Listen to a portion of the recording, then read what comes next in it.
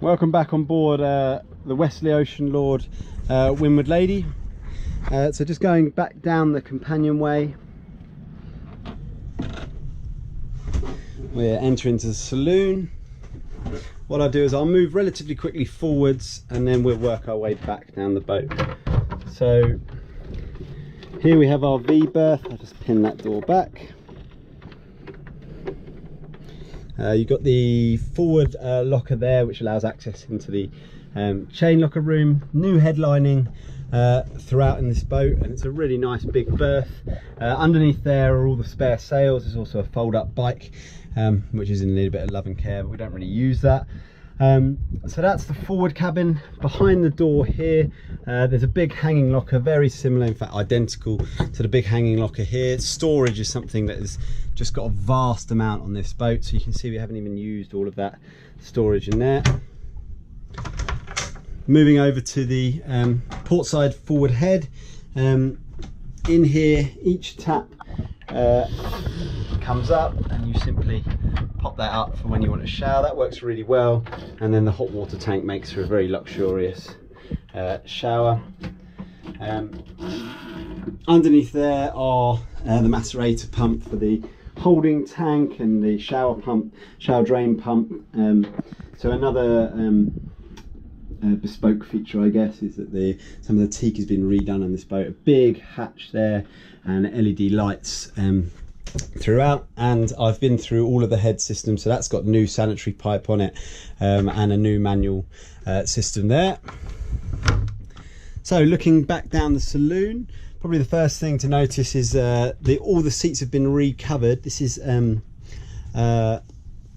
I've forgotten the brand name now, but basically it's a very hard wearing synthetic leather, so it just simply wipes clean. So although it is white, and we did take advice on this whether white would be a good choice, but actually I think it really brightens up the room along with the white curtains, and it's very hard wearing. You'll see that the teak here and all of the saloon is really in very excellent condition. Again, huge amounts of storage throughout. A double folding table here, which allows for 10 people on board if you're so way inclined. I'll go through the galley first. So a nice C-shaped galley here. It's got a double sink. There's a foot pump for the tap, or you can use a fresh water pump, which gives really good pressure through there. There is an ice box in here, which we don't really use, so that's just sort of spare storage at the minute. There's an Eno, I think that's how you pronounce it, ENO gimbal double burner oven, which actually I've been really impressed with. My wife's made bread and cake, and we cook all of our food on here, and it works really well. Again, plenty of storage for cutlery and things like that in here.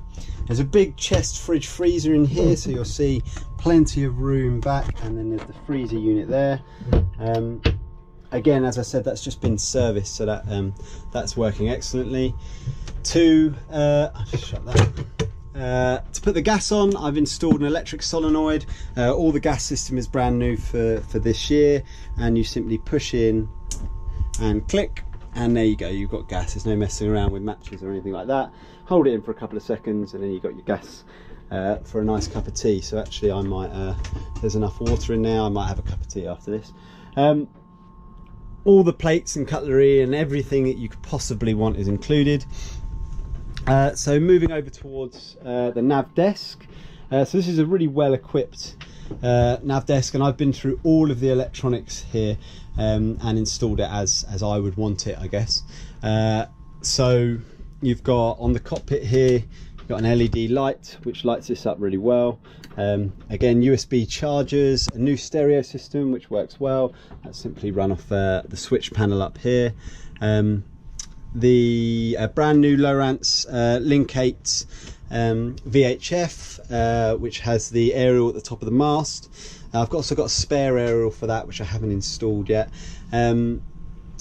So this gets AIS information, which you can access on here, or it transports it over to the Raymarine E7D chart plotter, which then feeds the GPS back and forwards. So they work together, and this will also work to the iPad, as I was talking about earlier if you watched the previous video. and so I can see all the information and control everything from upstairs on the console without needing to be down here. I've got here a Victron battery monitor. It was the upgraded version, I can't remember exactly what it's called, but this gives all the information about my battery bank, so I can then run through and see what percentage I've got left, see what watts. So at the moment I'm gaining a couple of watts, but the fridge is just turned on, so I just heard that. SSB radio that has an isolated backstay. I've been down in Beckway and talked to people up in Antigua on that, so that's 50 plus miles, something like that. That worked out quite happily. Just inside here is all the shore power, which will run a ring main round the boat, and if you're on the sea, then down here there's a 1500 watt inverter which runs the ring main around the boat. And again, there's a Xantrex, which arguably the best battery charger you can get, which is programmed to run the starter battery, which I guess I'll give a quick look just down here. So there's the starter battery down there, and I've been through all of the wiring in there. And I'll probably take a picture of the house actually, just because I've got some things on there. So for this, you just select starter for when you want to start the engine, and I normally turn it to both, so the alternator charges up both as soon as we're going along. These two amp meters here give the readout for the port and starboard side of the solar, and then there's a separate solar controllers, and just under there is also the breaker for the windlass. So there's a separate breaker for the windlass and a breaker for all the other loads. Nav berth, which I use a little bit like a workshop, so any jobs that I'm doing. So I've got a couple of plugs just here, all the manuals, lots of bits for keeping the boat all nice and topped up. There's also, I haven't got this on at the minute, mainly because we don't need it, but there's a drinks fridge in here. So at some point I'll probably turn that on and fill that with some Christmas drinks. The compass for the autopilot is just here. I have to say I've been hugely impressed with that. I'll have a quick look at the engine, give you so it's a Volvo Penta 2003T. Is the original engine, but it's done less than 1,000 hours. And I have to say the previous owner kept it in excellent condition. It was one of the things that I was really interested in, obviously not wanting any engine issues. So you've got a big old fuel tank there, strainer, pre-pump, pre-filter, and then the secondary filter up here. Things that have been renewed, so the exhaust piping's been renewed, the turbo's new, the elbow's new. I can't think there's anything particular.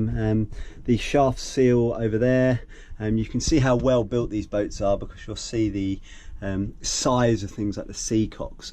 They're really, really over engineered, and there's obviously the light that I just turned on so we'd have a better view down here.